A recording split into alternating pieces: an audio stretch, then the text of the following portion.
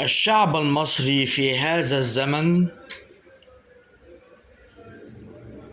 ثراء فاحش، سفيه، مبذر، مسرف، يأكل الحقوق، يدعي الفقر،